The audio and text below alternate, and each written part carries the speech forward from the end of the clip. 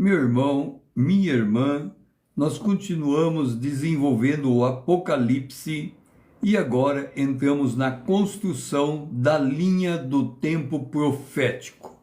Nós já falamos a importância do tempo no livro do Apocalipse e, para elaborar o quadro referencial dos eventos históricos proféticos, será tomado por base a Bíblia, como texto fundado em narrativa histórico-profético. A Bíblia é um texto que contém a narrativa desses eventos sob a ótica divina. Os eventos ocorrem ou ainda hão de acontecer no espaço temporal. Quando estudamos o livro do Apocalipse, nós precisamos entender que dentro do espaço temporal cronológico, os eventos proféticos acontecem. Os eventos proféticos são trabalhados por Deus para que nós, enquanto seres humanos, consigamos entender todo o planejamento divino futuro daquilo que está acontecendo. Toda a Escritura é inspirada por Deus. É útil para o ensino, para a repreensão, para a correção, para a educação na justiça. É por isso que quando estudamos os eventos proféticos, a Bíblia é o nosso livro de referência. É ela que nos instrui a visão que nós devemos ter das profecias. Deixe-me dizer uma coisa. Perto do início do ano, ou quando estão acontecendo eventos significativos, nós vemos em jornais falar sobre profecia de Nostradamus, profecias de alguns santos católicos, profecias de outras fontes que não é as Escrituras. E a estas fontes é dado muita atenção por aquilo que eles estão dizendo. Eu não sei se esses eventos que eles predizem são ou não verdadeiros. Agora, eu quero que você entenda o que está em Deuteronômio, e é importante que você abra a sua Bíblia em Deuteronômio, capítulo de número 13. Porque quando fala de profecia e a Bíblia é a nossa referência, nós precisamos entender algo fundamental acerca do cumprimento de uma profecia. Sabemos que quando Deus fala, a profecia se cumpre. Ocorre que os profetas na Bíblia, eles tiveram 100% de acertos naquilo que profetizaram. E se aquilo que eles profetizassem não viesse a acontecer, eles seriam passíveis de morte. Agora, olha o que está escrito em Deuteronômio, capítulo 13. Quando o profeta ou sonhador se levantar no meio de ti e te anunciar um sinal ou prodígio, e suceder tal sinal ou prodígio de que te houver falado, e disser, vamos após outros deuses que não conhecesse, sirvamo-los, não ouvirás as palavras desse profeta ou sonhador. O que o texto de Deuteronômio está nos dizendo é que um profeta no nosso meio, ele pode profetizar e a sua profecia pode cumprir. Então, a questão não está se alguém é capaz de profetizar e o que ele profetizou se cumpre ou não. Porque haverá profetas que falam algo que se cumpre da maneira como eles disseram. A questão está no fim da profecia, na finalidade com que ela foi pronunciada.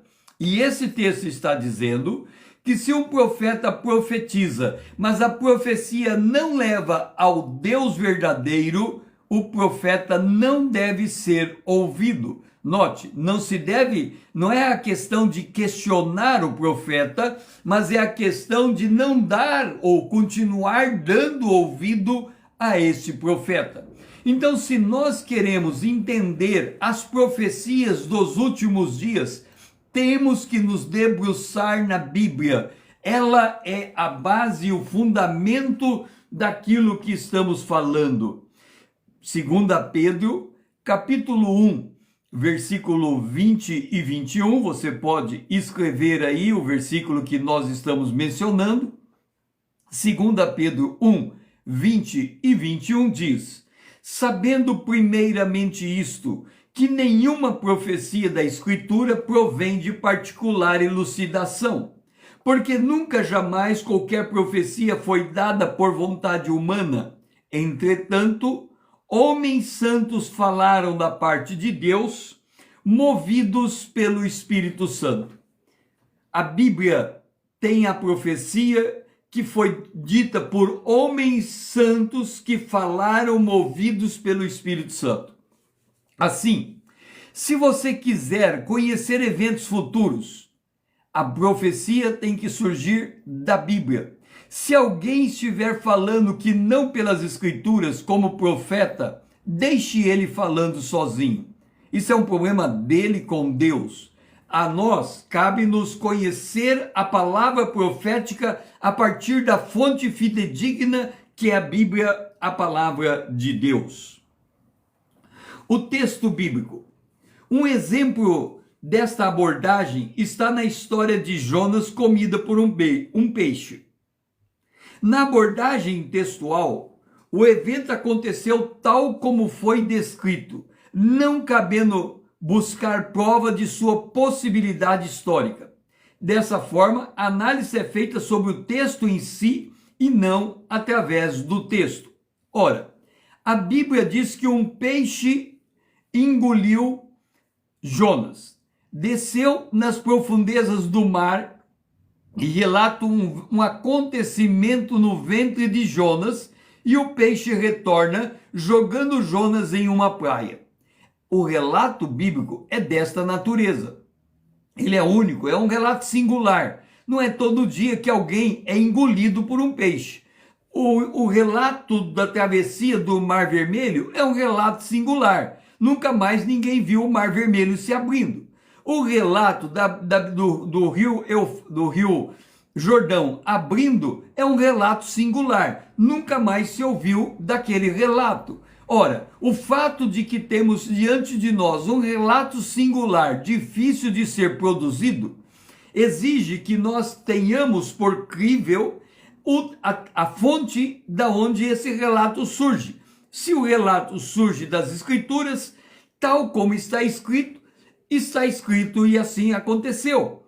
Agora, note uma coisa, nós estamos tratando com Deus, Criador dos céus e da terra, e Ele pode mover perfeitamente o universo para cumprir os seus desígnios. Então, por que vamos questionar o poder e a capacidade de Deus gerar eventos que produzam um fato que nos transmite um resultado? O texto bíblico se constitui o núcleo central da investigação histórico-profética. Quando vamos estudar a Bíblia, nós temos que olhar para o texto e deixar o texto nos comunicar a sua verdade. A Bíblia foi escrita em hebraico com pequenas inserções do aramaico e grego. O texto em análise que estamos fazendo é na língua portuguesa. Se nesta obra a análise depender exclusivamente da palavra, então nós precisamos buscar no grego e no hebraico o significado desta palavra. Ou seja, nós que estamos interpretando as profecias o fazemos na língua portuguesa. Há uma diferença nas colocações verbais da língua hebraica, grega, aramaica para a língua portuguesa. Há uma perda de significação em transição entre línguas. Ora, a língua hebraica e a língua grega e aramaica, elas continuam ali como elemento de provas. Se nós, aprofundando na língua portuguesa, chegarmos a um impasse no conhecimento do texto, devemos buscar a língua hebraica, grega, hebraica e aramaica. E hoje nós temos ferramentas que podem nos ajudar nesse aspecto. O texto bíblico é a história, o texto bíblico é a história mundial. A correlação dos eventos históricos e proféticos da Bíblia com a história mundial será feita por meio de datações encontradas nas cronologias históricas provadas pelo tempo.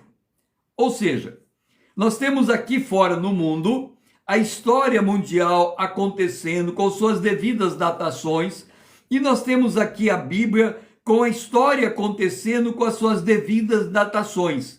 Quando nós tentamos cruzar os eventos históricos da Bíblia com os eventos históricos da história mundial, há alguma dificuldade. É possível situar o leitor na cronologia mundial para que ele possa inferir as implicações dos eventos históricos proféticos na sua própria cosmovisão. Por isso que nós precisamos muitas vezes fazer uma interface entre a história bíblica e a história mundial, para que o leitor que está habituado a essa história mundial, ele possa tirar suas próprias conclusões. Quando eu estudo a palavra de Deus, eu utilizo da semiótica, a teoria que prioriza, entre outros aspectos, o estudo da construção dos significados do texto, dos linguísticos e da comunicação. Ou seja, a semiótica me diz que o texto explica o próprio texto. E internamente, e se abrangendo em uma realidade maior, a Bíblia explica a si mesmo. Entenda, nós lemos lá no Salmo 119, o versículo 89, que a Bíblia está escrita nos céus. A palavra de Deus está registrada nos céus. Isso significa que daqui 1 bilhão de anos, quando estivermos estudando esta Bíblia, nós não teremos os elementos históricos paralelos para podermos analisar. Ou seja, este livro é suficiente em si mesmo. Se buscarmos fontes externas, eles têm que nos ajudar na compreensão desse livro. Mas este livro, ele tem sua própria autoridade, e quando nós estudamos as profecias, nós levamos em conta a autoridade do texto bíblico. Critérios para o sequenciamento dos eventos. Na categorização dos eventos, serão estabelecidos marcos centrais em torno dos quais eventos menores orbitarão. Aqui nós temos a linha do tempo. Observe, a eternidade passada, a eternidade futura, a cronologia. Quando nós conseguimos identificar um evento profético ou um marco histórico, este marco histórico, ele se torna um ponto de referência que nos ajuda a compreender o evento profético. As sequências serão... Então, nós temos o marco principal, um marco histórico, e em torno destes marcos, vão orbitar outros marcos menores. Estudar a profecia é como formar um quebra-cabeça. Você vai colocando as peças no seu lugar, nos seus devidos lugares, e outras peças vão se encaixando aquelas até que você tenha um quadro completo da palavra profética. As sequências serão explicadas com identificação de escolhas ou condições de exclusão.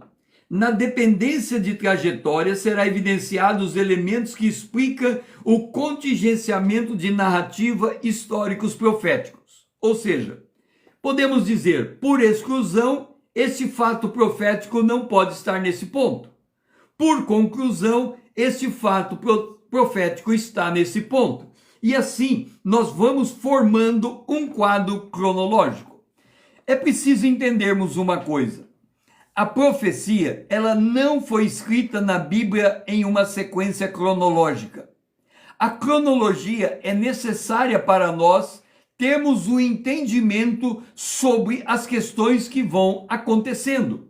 Então, ainda que a Bíblia não trabalhe uma cronologia absoluta, a nossa compreensão se dá com maior facilidade através de uma linha cronológica do tempo, como ela é aplicada sobre a nossa vida. Sabemos quando nascemos, sabemos os principais eventos que nos aconteceram, afora, é claro, da cronologia psicológica, do tempo psicológico, que não conta nessa linearidade do tempo.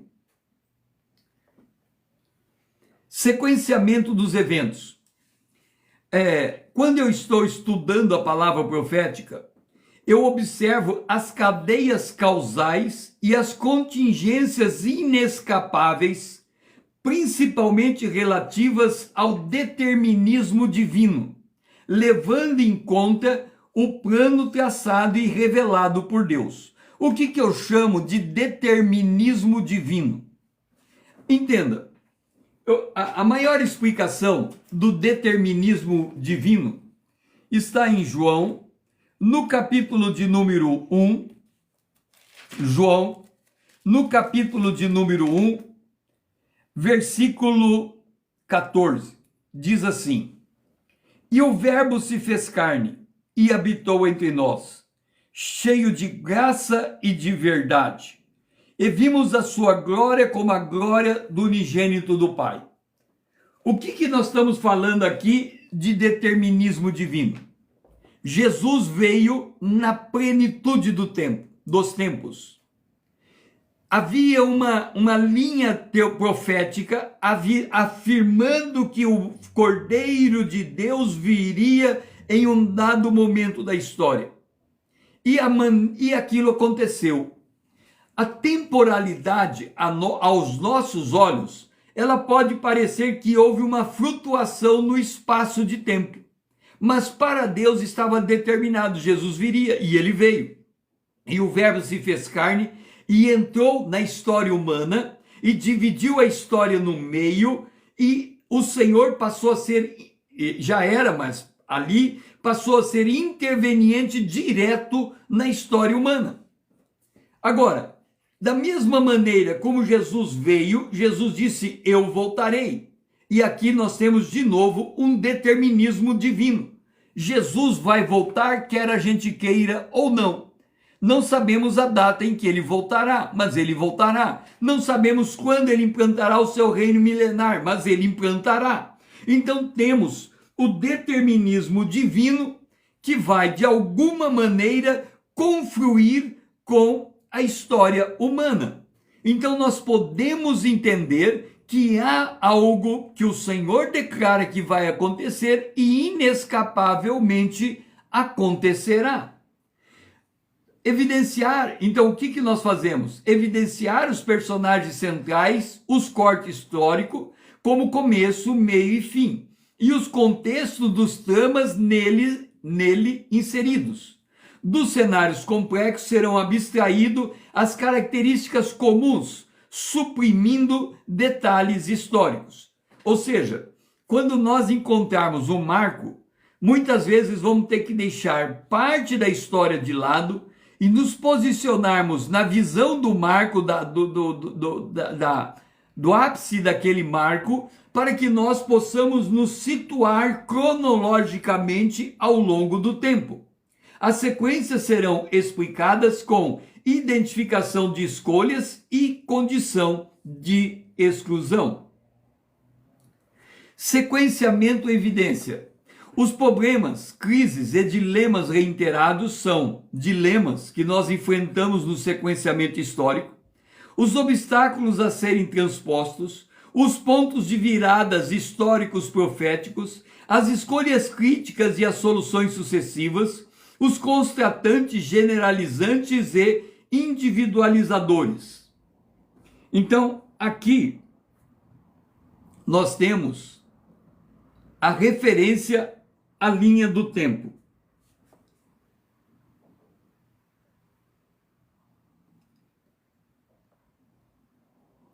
Aqui está se formando a linha do tempo. Nós temos pontos de inflexões, Nós temos eventos singulares, nós temos uma linha do tempo, e aí nós temos aqui a eternidade passada. Então entenda, quando nós estamos examinando a profecia, aquilo que é absolutamente entendido para nós, nós devemos ter como pontos fixados no tempo da história. E o primeiro ponto fixado que nós temos é isso aqui, eternidade passada. Quando é que aconteceu a eternidade passada? Gênesis 1:1. No princípio criou Deus os céus e a terra. Atrás desse princípio, antes do princípio existir, nós temos a eternidade passada. Depois, nós temos, vamos ver aqui, nós temos eventos singulares. Qual é o primeiro evento singular que nós temos? O evento da criação dos céus e da terra. Então nós temos aqui narrativas temáticas. E nessas narrativas temáticas, nós temos depois outras narrativas temáticas e a eternidade futura. Então nós temos aqui a eternidade passada, narrativas temáticas e a eternidade futura. O que estamos fazendo? Construindo a linha do tempo profético para que possamos, a partir desses pontos, desses marcos, nós consigamos entender a passagem do tempo. Então aqui nós temos os eventos singulares. Então aqui nós temos o quadro completo. Nós temos evento singular. Um exemplo de evento singular, a criação dos céus e da terra.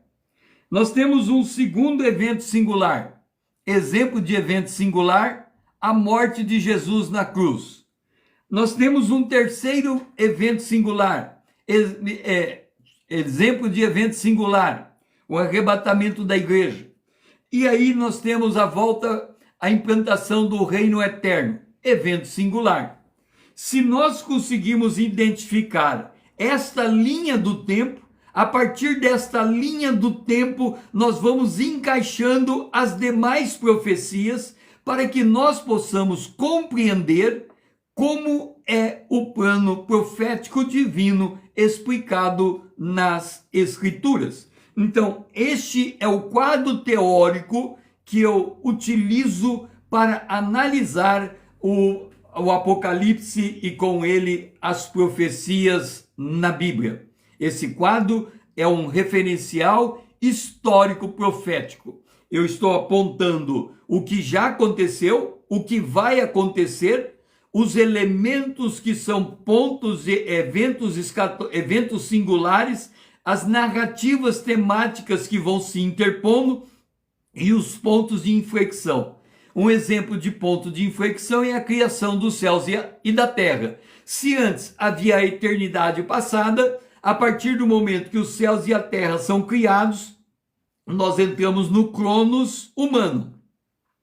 Quando vier um novo céu e uma nova terra, nós saímos do cronos humano e entramos na eternidade futura, quando haveremos de gozar plenamente a vida eterna.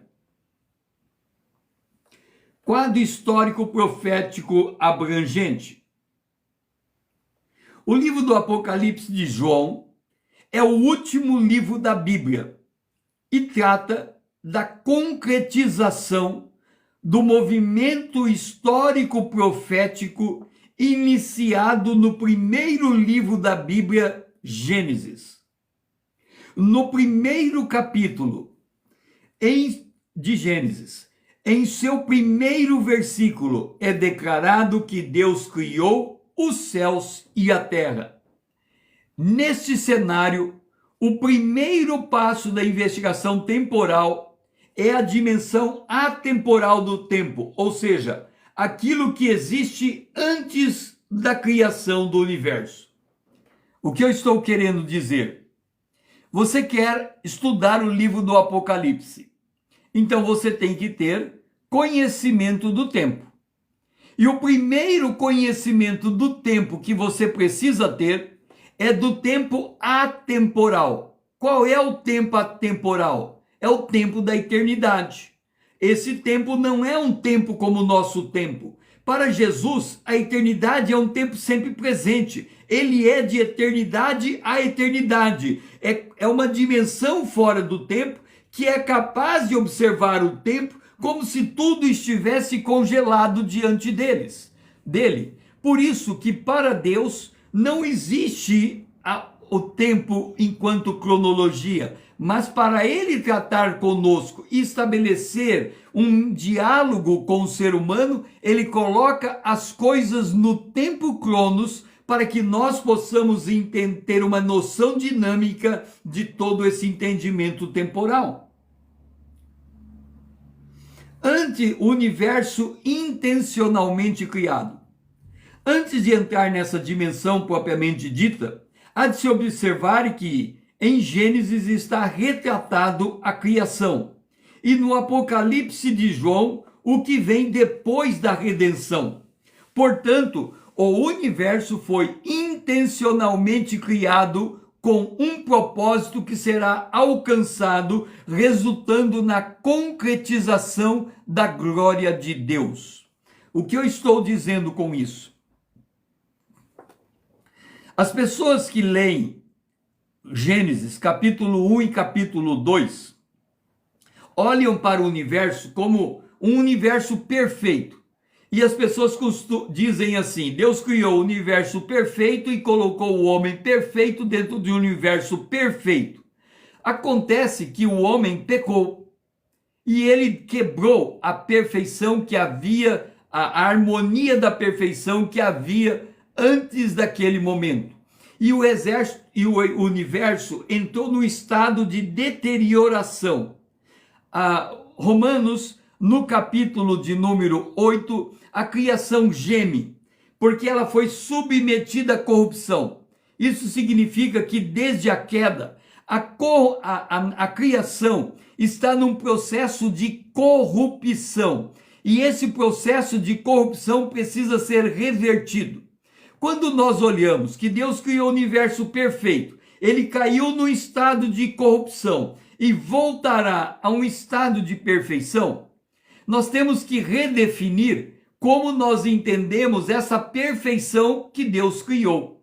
Ou seja, Deus intencionalmente criou um universo que vai se concretizar na sua glória, e que entre o momento da sua criação e o momento da sua glorificação, ele passa por um processo de corrupção.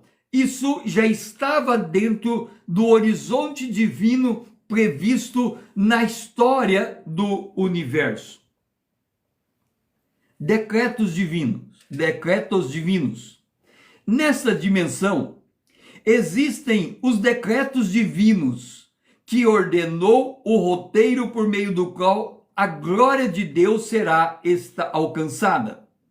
Na dimensão atemporal, ou seja, quando Deus não tinha criado os céus e a terra, só existia Deus em três pessoas: o Verbo de Deus, o Pai, o Verbo de Deus e o Espírito Santo.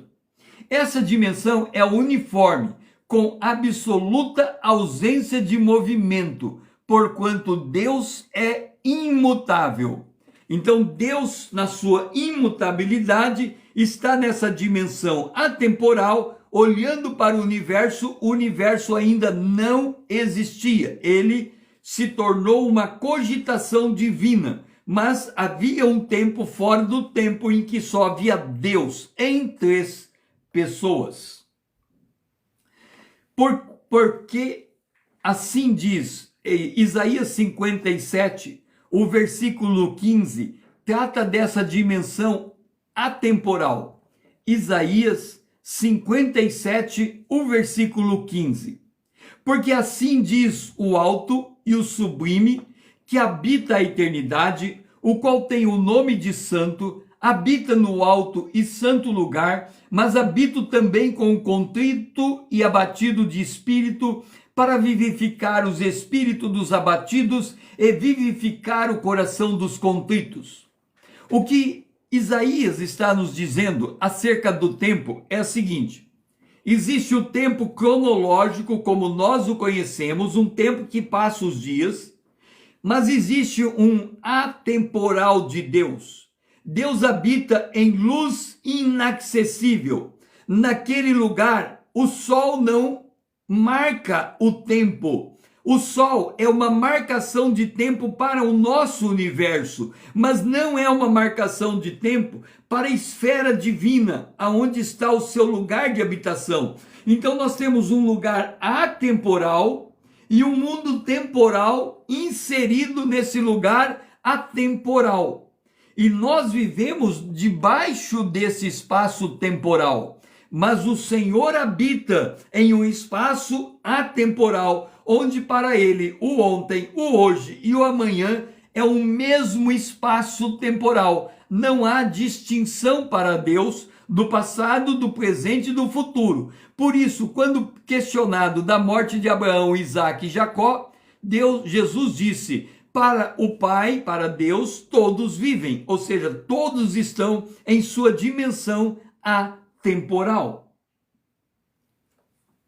Colossenses capítulo 1, versículo 16, outro decreto divino.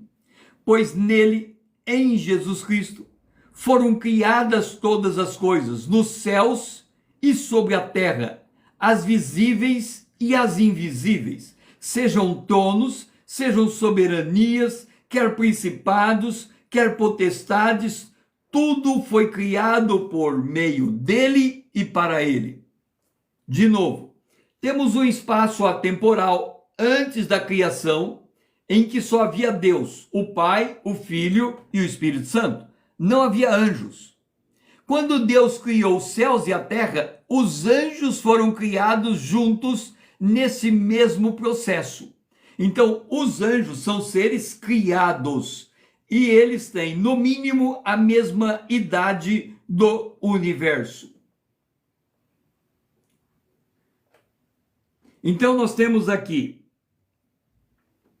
criar o homem, decretos divinos. Deus disse: eu vou criar o homem à minha imagem, conforme a minha semelhança. Segundo decreto divino, dentre os homens que serão criados, eu vou escolher o homem para ser santo e irrepreensível perante Deus em amor.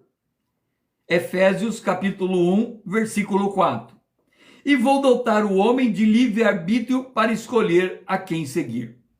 Então, o decreto divino foi: eu vou criar o homem à minha imagem. Criou. O homem caiu. Eu vou resgatar o homem caído à minha imagem. Resgatou, alguns rejeitaram. E ao final, ele dá a esses homens um corpo incorruptível e eterno. O plano divino persiste em toda a sua trajetória.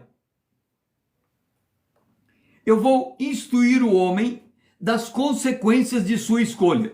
Quando Deus criou Adão e Eva, Adão e a mulher no jardim do Éden, ele o colocou em um jardim perfeitamente habilitado para que o homem pudesse desenvolver sua consciência de Deus.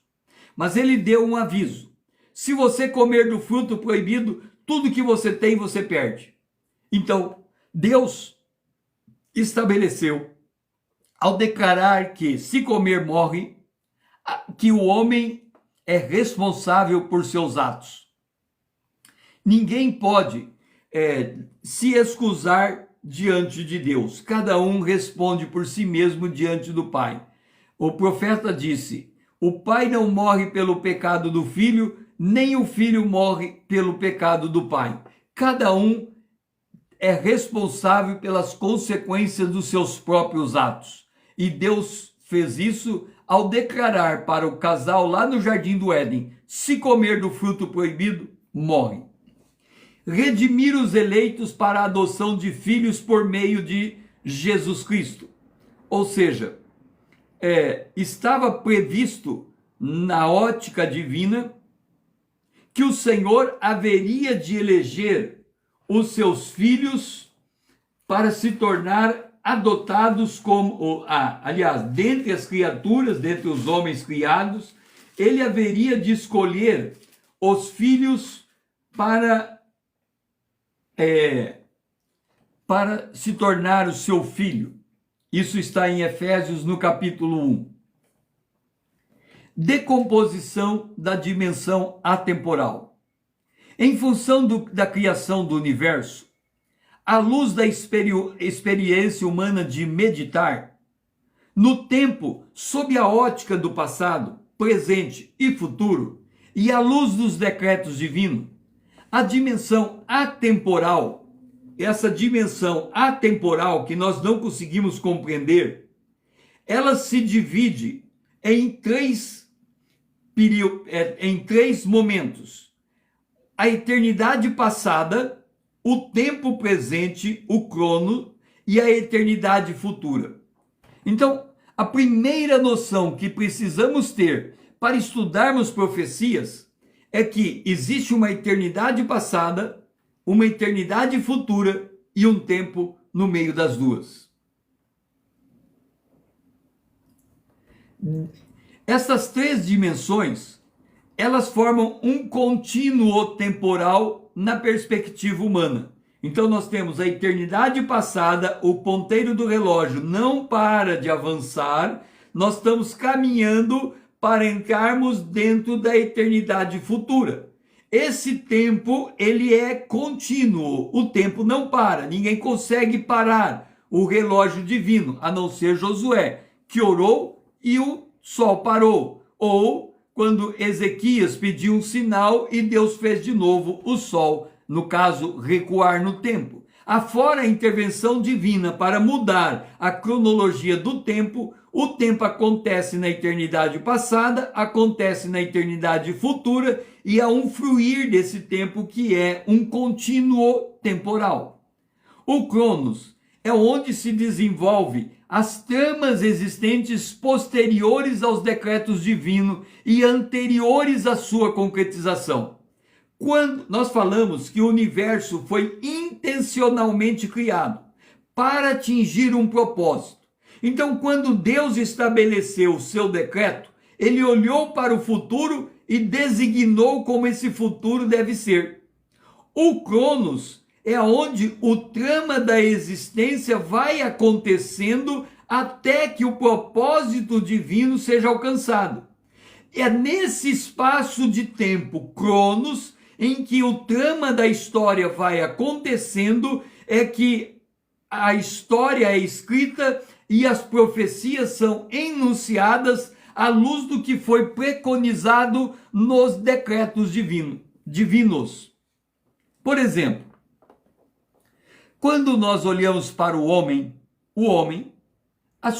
que é a imagem e semelhança de Deus, nós podemos fazer a seguinte pergunta: nós, seres humanos, temos um corpo corruptível, seremos arrebatados e receberemos um corpo incorruptível. A única coisa que eu sei de diferença entre o corpo corruptível e o corpo incorruptível é que ele será, esse incorruptível, um corpo imortal. Ponto. Qual é a segunda coisa que eu sou capaz de dizer? Quando Deus criou o homem, ele criou do pó da terra, fez a forma humana como nós somos feitos, do pó da terra. Ele formou esse boneco que tem a aparência humana como nós a conhecemos, assoprou o espírito e tornou o homem alma vivente. Como será o homem glorificado? Ele também terá um corpo como nós temos um corpo. O corpo incorruptível. Agora, será que na eternidade o nosso corpo terá a mesma dimensão que nós temos hoje, como idade adulta? Não sei. Mas nós teremos um formato humano na eternidade. E por que podemos dizer que na eternidade teremos um formato humano? Porque quando Deus fez o homem no jardim do Éden, ele olhou e viu que tudo que ele fez era bom. Então não havia nada errado na constituição física que este corpo glorificado pode depois ser pode se tornar depois. Por quê? Porque o Senhor entendeu que aquilo que ele havia criado daquela maneira poderia continuar eternidade futura. Então nós seremos seres humanos na eternidade futura, não seremos uma outra casta de coisa. Continuaremos a ser, e a prova disso é que Jesus se tornou o Filho do homem, e ele foi ressuscitado como o Filho do homem, e ele pediu para tocar, para demonstrar que mesmo no seu corpo glorificado, ele carregava, e ele assim permitiu, as marcas da cruz. Então o corpo glorificado de Jesus continua fazendo um paralelo com o seu corpo humano. A decomposição. Antes que o monte, Salmo 90, verso 2 diz assim: antes que os montes nascessem e se formasse a terra e o mundo, de eternidade a eternidade, Deus é Deus. Aqui está. De eternidade, eternidade passada, a eternidade, eternidade futura, Deus é Deus. Deus é atemporal. Ele perspassa o Cronos e continua enxergando tudo em uma dimensão atemporal. No entanto, Deus criou o crono. Gênesis 1:14. Haja luzeiros no firmamento dos céus para fazerem separação entre dia e noite e serem eles sinais para estações, para dias e anos. Portanto, o mesmo Deus que vive na eternidade criou o tempo e nós vivemos dentro do tempo. Noção de eternidade. A Bíblia diz que Deus colocou a noção de eternidade dentro de nós. Eclesiastes, capítulo 3, versículo 11. Tudo fez Deus formoso no seu devido tempo. Também pôs a eternidade no coração do homem, sem que esse possa descobrir as obras que Deus fez desde o princípio até o fim. Quando a gente diz o homem carrega um vazio dentro de si que só Deus pode preencher, é esse senso de eternidade. O homem foi criado para viver eternamente. E por causa desse senso de eternidade, nós estamos aqui cumprindo os propósitos divinos. Então, com isso, eu termino esta segunda parte do segundo módulo, os tempos históricos e proféticos. Ainda teremos a terceira parte e eu estarei voltando em algum momento para falar a terceira parte deste segundo módulo. Eu estou fazendo a exposição do livro do Apocalipse. Será uma exposição longa, porque são muitas coisas a ser comunicada, mas eu sou amigo do tempo. Tempo para mim não é problema. Tempo é problema para outras pessoas, não para mim. E eu vou no meu próprio ritmo demonstrando aquilo que o Senhor tem colocado para ser demonstrado. Se esse vídeo tem feito sentido para você, curta. Compartilhe para alguém que também possa querer esclarecimento do livro do Apocalipse.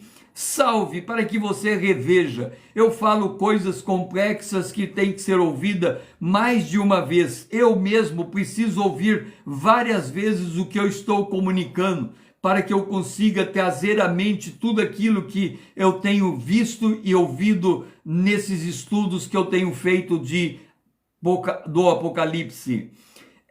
Que você possa me seguir, para que possamos crescer juntos na graça de Deus. Eu sou o pastor César Azevedo. O meu lema é conhecendo a palavra para sermos transformados pelo poder de Deus na imagem de Cristo. Eu sou grato por você me ouvir e até a próxima.